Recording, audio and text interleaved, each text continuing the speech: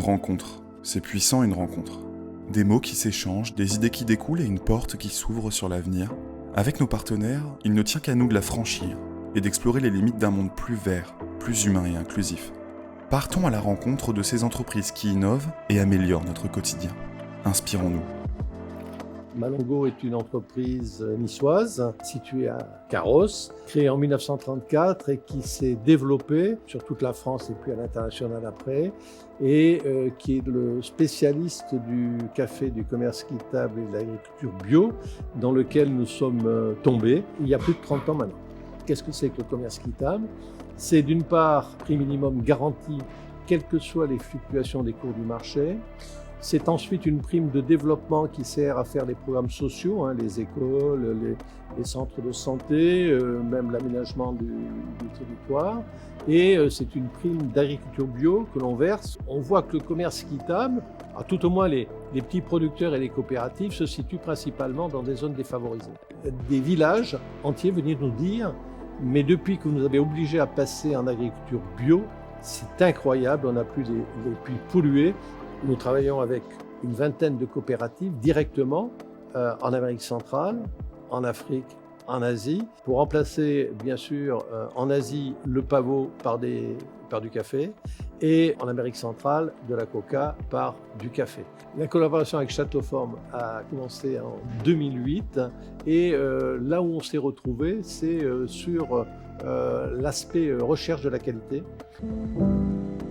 Ce qu'on apprécie chez Malongo, c'est déjà la qualité de leur café, c'est le fait qu'ils nous proposent du café équitable, donc qui intègre des notions sociales dans la relation commerciale, du café bio, qui correspond à notre engagement de proposer des produits sains et qui respectent l'environnement.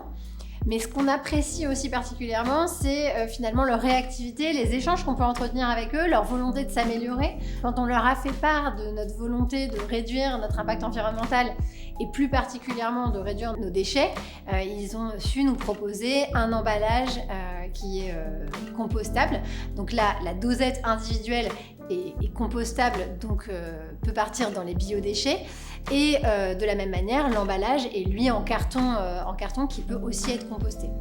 Donc ils sont vraiment venus avec une solution. Et par ailleurs, on a souhaité dans certaines maisons carrément supprimer la dosette individuelle et ils sont aussi en capacité de nous proposer du café grain qui est largement plébiscité par les maisons amatrices de café.